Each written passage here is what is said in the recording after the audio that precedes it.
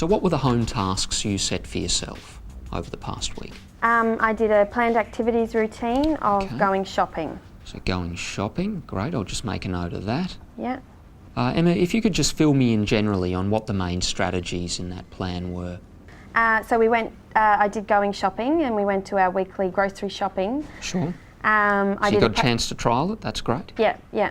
I had a practice session beforehand, and then I went prepared. So I had a shopping list, I had a snack for Simon, and then it was after school, so in the car driving to the shops, I discussed a few rules with him about what I was hoping he would do. So that would be to stay close to me and help Mum get the groceries. And I told him that if he was good, then we'd go to the park on the way home. So you had some rewards in there. Yeah. If he stayed close and if he helped you with the shopping. That's right. Yeah. Did you have anything there for consequences in that section of the planned activities routine? Yes, I decided that if he misbehaved, then we wouldn't go to the park. And I was, I had written down that I'd try planned ignoring. Okay, so I'll make a note of that as well. Yeah, if he sort of got a bit upset. So he wouldn't get the privilege of going to the park, or you could use planned ignoring. Yeah, that's right. Okay. That sounds really good. Sounds like you went to a lot of effort there to come up with a variety of strategies that you could use in that slightly higher risk situation. Yeah. Let's just review how it went generally. How did it go for you? Okay, went okay to start off, better than usual, which was good. But after a while, the same whining started.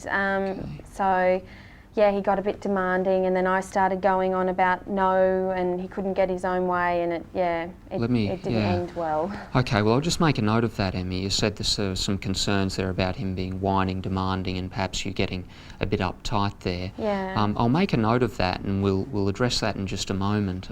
Tell me about anything. You said it went okay at the start. What went well for you there? He seemed more energetic going in, which was good, which was probably from the snack. Okay, and he was very excited about the trip to the park, so I think he was sort of keen to stick to the rules.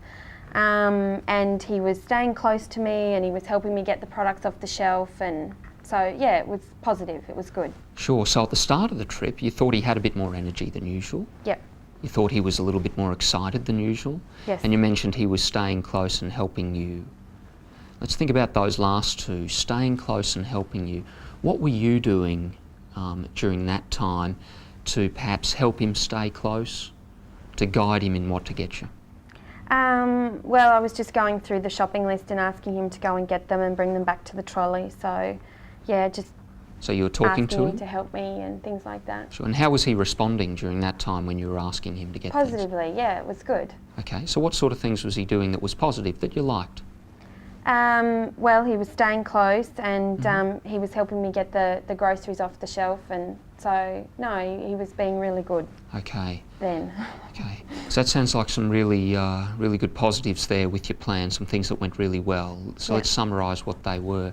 You mentioned that when you provide a snack, when you have an incentive, and when you talk to him during the trip, he's more likely to have energy, he's more likely to be excited, and he's more likely to stay close and help you. Yeah. How does that sound? Yeah, that sounds right. Great, great. Look, I think that was a really good demonstration of how to use some strategies really positively in a high-risk situation. You mentioned, though, earlier that you did, after a period of time, get some difficulties. So just run me through what those difficult behaviours were and what happened. Well, we came to the aisle with the sweets and the toys, and of course he saw something there that he really wanted, and then he started getting whiny and demanding and got really upset, and then I started saying, no, you can't have it, and he of course got more whiny, and I was getting more angry, and just all went downhill really. Okay. So what was happening was when it came to the sweets aisle, he started, well, he saw something he liked and he started whining for that. That's right. And you responded how? What did you say? I said no, that no. he couldn't have it, but he kept going on and on, so... And then what did you do? Well, I said to him that if he stopped his whining, then I would get him something from the next aisle. Okay. So, yeah. And then what did he do when you said that? Well, he calmed down and he was happy Calmed again down. because he knew he was going to get something from the next aisle, which of course he did. Okay, sure. So we got something from the next aisle. Yeah. Okay, so let's just check there. There are some things you said that you did which sound really good, such as giving him a clear instruction with no, that you don't accept the whining behaviour. Yeah. But you mentioned he kept on going with that for a while, and you did have to offer him an incentive to get him to calm down. That's right. He Yeah. did calm down there though, didn't he? Stop whining? Yeah, once I Sure. told him he could have something. I mean, given that he actually stopped, could I check with you, is it even a concern for you? Was that a situation a problem for you?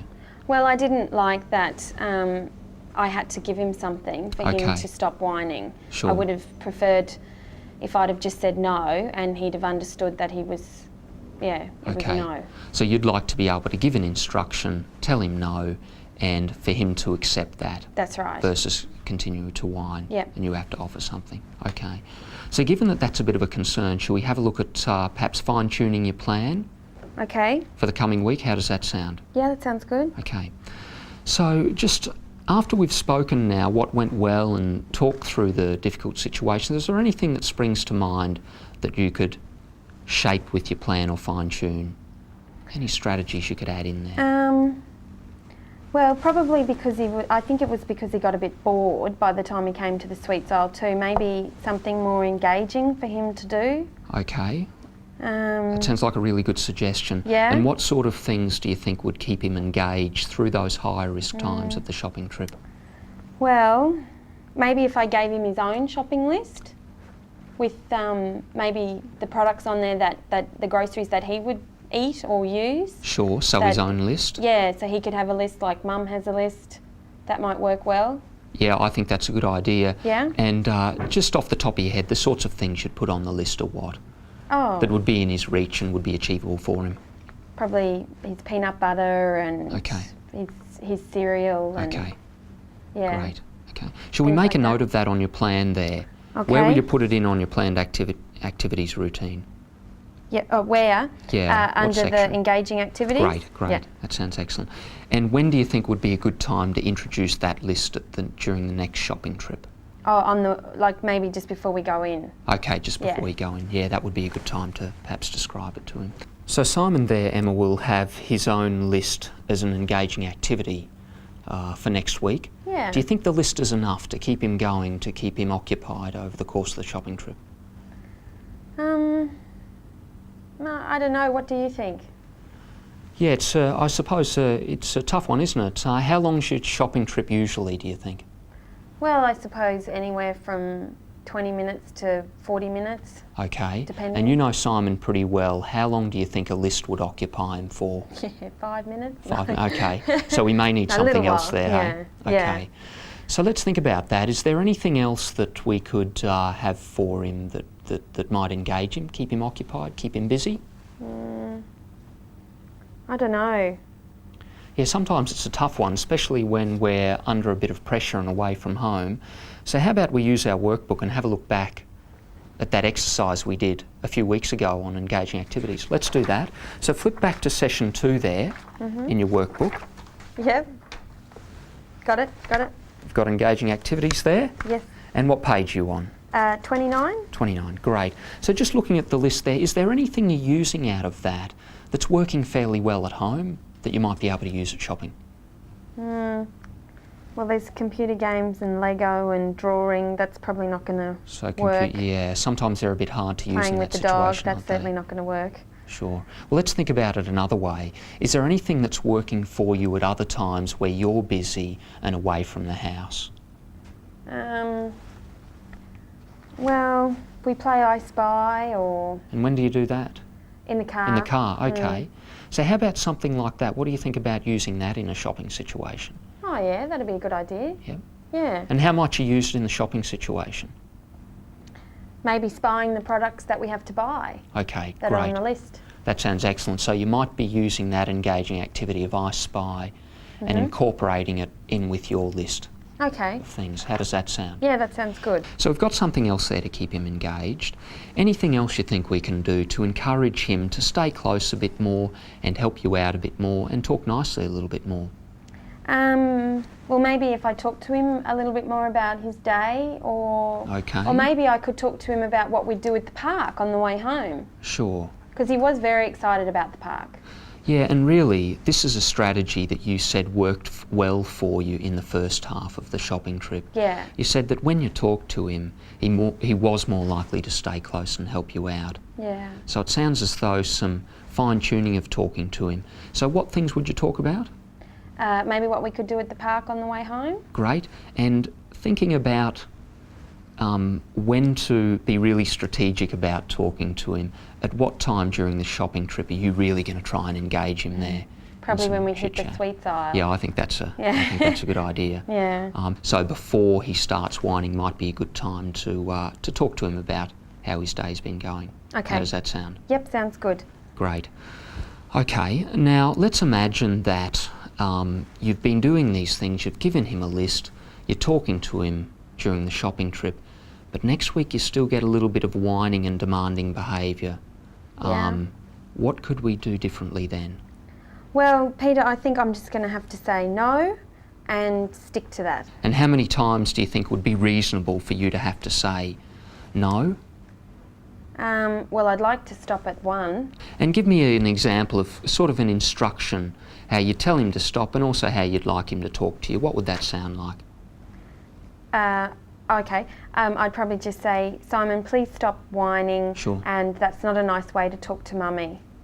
Sure. And how would you like him to talk to you? With his positive voice. With his nice voice. Yeah. Okay, excellent. Great. You also mentioned earlier on that one of the things on your plan under consequences was to use this thing called planned ignoring. Yeah. So thinking about using that for the coming week. Okay. How might you incorporate into your plan? What could we do differently there? Well, when he does get, or if he does get whiny, I'll just have to ignore it. Sure. And hopefully it'll stop, and then once it stops I'll praise him for something. Great. So what are the key doing things something that good. make planned ignoring effective? As parents, what do we need to sort of remember to do when using planned ignoring? To ignore the bad behaviour So until keep it ignoring stops, and until it's- then Okay. praise him for something after. Excellent, yeah. I think that's a really good summary of the key things that make it effective. So let's summarise the strategies you've got there for the coming week. What are they? What things are you going to try differently on your plan for next week? I'm going to get him his own shopping list, so have some more engaging activities, and Okay. stick to my consequences. Stick to your consequences? Yeah. And how would you do And- that? Stick to your consequences? We'll do the planned ignoring Do the planned and say no, and hopefully he'll be good, and I'll give him a little bit of praise. A little bit of praise, sure. So just thinking about using this for the coming week, when's another time where you can trial your plan? Probably this week's grocery shop. This week's grocery shop, and Yeah. what day is that? Tomorrow, Thursday. Tomorrow, Thursday, okay. Right, so really we've gone through the agenda for today, Emma. Before we wrap things up, is there anything else you wanted to discuss or clarify before we No. leave it for this week? No, I think we've gone over something that I wanted to talk about, so that's good. Okay, how are you feeling about your plan? Optimistic. Okay, great. That sounds excellent. So shall we reschedule another telephone call for the same time next week? How does that suit you? Yep, that sounds good. Okay, so we'll make a note of that in our books. So it'll be Wednesday Yep, at 1:30 in the afternoon. yeah. How does that suit you? Yep, suits me well. Great, we'll talk to you then. Okay, Okay, thanks bye-bye, Peter. Emma. Bye.